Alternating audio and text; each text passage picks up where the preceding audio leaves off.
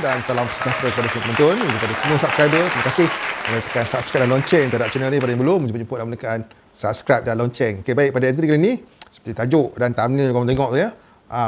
Peluang KPSP 2.0 cerah sebenarnya. Cerah tapi kita kena faham dulu apakah yang dimaksudkan dengan cerah itu dan cerah kepada siapa. Jom ikuti video yang ringkas ini. Okey, seperti yang dah kita sedia maklum tuntutan KPSP 2.0 ini ialah secara bersasar. Perkataan tu biasa disebut bersasar. Bersasar untuk golongan yang bersasar.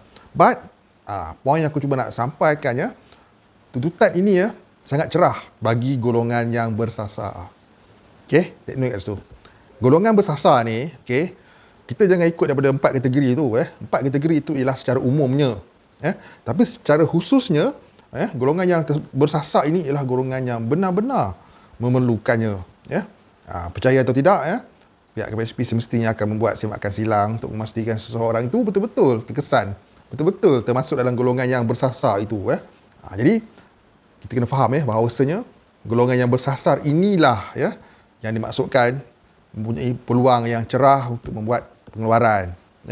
Benda ni tak habis lagi kat sini. Jadi dalam erti kata yang lainnya, walau berjuta sekalipun yang mengisi borang aduan, bukanlah berjuta itu golongan bersasar. Tak payah kita ambil banyak juta. 1 juta sudah memadai. Kalau 1 juta lah borang aduan ini berjaya mencecah angka 1 juta ataupun setengah juta, 500,000 sekalipun, bukan bermaksud 500,000 itu akan dikelaskan sebagai golongan yang bersasar. Kena ingat tu.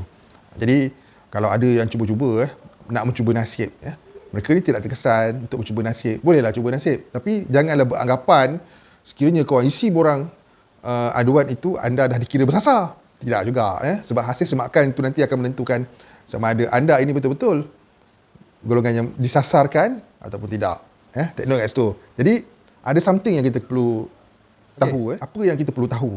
Apa yang kita perlu tahu ialah janganlah kita bagi golongan-golongan yang tidak terkesan ini apabila mengisi borang aduan janganlah beranggapan itu sebagai penentu korang akan dapat pengeluaran.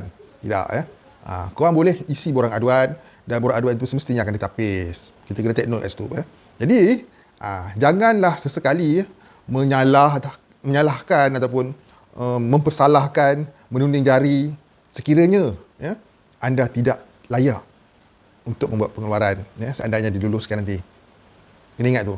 Sebab seandainya lah 500,000 yang mengisi borang aduan, 500,000 ke 400,000 ke sekalipun, tapi sekiranya anda tidak layak, maka anda tetap tidak layak. Semakan akan dilakukan. Itu sudah pasti. Sebab nama pun pengeluaran bersasar. Macam mana nak menentukan orang itu bersasar? Maka semakan dilakukan dengan berbagai-bagai agensi untuk mengetahui seorang ini masih bekerja ataupun tidak. Contohlah, betul ke orang suri rumah dan sebagainya. Jadi peluang untuk bukan kita nak kata menipu pun tak sesuai jugalah. Peluang untuk menangguk di air yang keruh itu sebenarnya sangatlah tipis bagi golongan yang tidak terkesan. But the bottom line is bagi golongan yang memang terkesan teruk, terutama yang hilang pekerjaan, suri rumah, yang dah lama tak mencarum, ibu tunggal pun sama, kan? Ataupun golongan yang masih bekerja tapi pendapatan mereka ni sikit, maka golongan ini akan diberi keutamaan. Dan mereka ini mempunyai peluang yang cerah untuk pengeluaran KPSP 2.0. Berbanding dengan golongan yang tidak terkesan tetapi mencuba nasib. Okey, kenapa aku cakap peluang agak cerah bagi golongan yang terkesan dan golongan yang bersasar ini? Kerana kita boleh lihat dengan jelas dengan mata kepala kita bahawa PGIR secara umum dan secara khususnya Tuan Azmi Bugis membuat pekerjaan mereka ni, tuntutan ni dengan kadar tegas, segera, bijaksana. Itu je aku boleh cakap. Kesungguhan.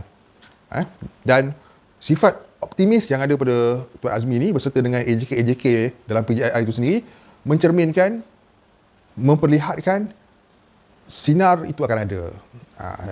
Itu dia. Sebab apa?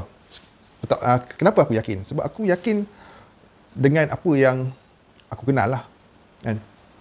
Aku mengenali Tuan Azmi walaupun taklah seakrab mana, tapi pernah berjumpa dan aku nampak kesungguhan beliau dalam melaksanakan apa yang diperkatakannya. Apa yang diperkatakan oleh beliau bukanlah sekadar sembang-sembang saja, tapi satu percakapan yang akan disusuli dengan perbuatan, tindakan selanjutnya untuk menjayakan KPSP 2.0 ni. Okey, Jadi kesimpulan ni mudah je. Bagi golongan yang betul-betul terkesan dan golongan yang bersasar ini, bila terkesan dia bersasar lah. Golongan itulah yang akan dijadikan sasaran ya. Golongan yang tertekan ini. Maka jangan risau, peluang anda cerah. Ya, cerah. Manakala yang nak mencuba-cuba nasib tu, boleh cuba ya. Sebab segalanya berkemungkinan. Semuanya terletak pada tangan PM. Tapi kita boleh fikir secara logik, kalau 500,000 ke yang memohon, aku tak rasa pun 500,000 tu bulat-bulat akan diluluskan. Ya, mesti ada yang akan ditapis dan gagal dalam tapisan tu kerana pendapatan mereka tinggi, masih mencarum dan tak ada keperluan ya. Walaupun dengan alasan hutang sekalipun ya. Sebab apa? Kita sendiri tahu pihak KPSP, pihak kerajaan semua tegas dalam isu KPSP ni ya. Itu sebabnya ia diperjuangkan. Sebab ianya bukan sesuatu yang mudah. Perlukan kesungguhan dan kebenaran untuk melaksanakannya. Okay, but after all, apa yang kita boleh nampak, kesungguhan tu dah memang ada dah daripada pihak PJIR ya, daya usaha, pelan tindakan demi satu dan persatu ya. Dan yang terbaru diketahui sedang menunggu untuk berjumpa dengan menteri pula ya, untuk tindakan yang selanjutnya. Okey, dan borang aduan pun masih berjalan lagi. Jadi dipermudahkan cerita ya, apa yang aku nak sampaikan, peluang tu sebenarnya cerah dah ya, bagi golongan yang bersasar. Golongan yang disasarkan itu seperti dalam 4 tuntutan tu, korang tak payah risau, ada rezeki tu nanti ya. Aku yakin akan ada. Aku yakin akan ada. Aku tak memberi harapan palsu, tapi aku yakin benda tu akan ada berdasarkan perjuangan PJIR itu sendiri, di samping kesungguhan pemimpin pertubuhan itu dan juga AJK-AJK-nya. Okey? Itu boleh nampak dah. Okey, see you guys in my next video.